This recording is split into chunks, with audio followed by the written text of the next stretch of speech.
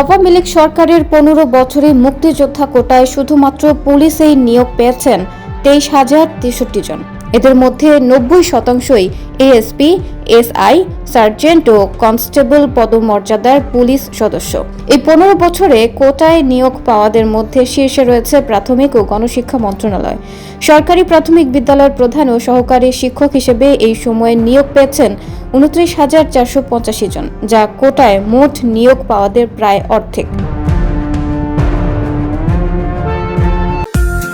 New ইয়র্কের marks home care এখন মিশিগানে। পরিসংখ্যান ঘেঁটে দেখা গেছে, সহকারী ও প্রধান শিক্ষক পদে প্রতি জেলায় অন্তত 300 থেকে 400 জন কোটায় নিয়োগ পেয়েছেন।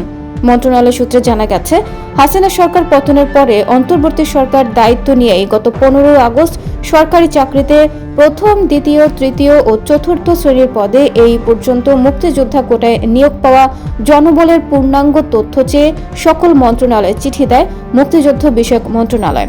চিঠিতে প্রার্থীর নাম, পিতার নাম, নিয়োগপ্রাপ্ত পদ, শ্রেণী নম্বর ও পূর্ণাঙ্গ ঠিকানা এবং মুক্তিযোদ্ধাদের নাম, ঠিকানা ও সনদ, গেজেট নম্বর চাওয়া হয়।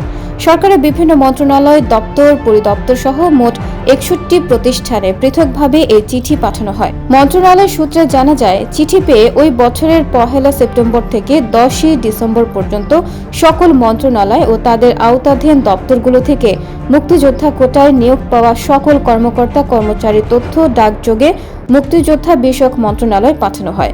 এই সংখ্যা 89,286 জন। সূত্র বলেছে, বিভিন্ন প্রতিষ্ঠান থেকে পাঠানো ওই তালিকা পর্যায়ক্রমে যাচাই বাছাই চলছে। ইতিমধ্যে 1/3 যাচাই বাছাই কাজ শেষ করেছে মন্ত্রণালয়।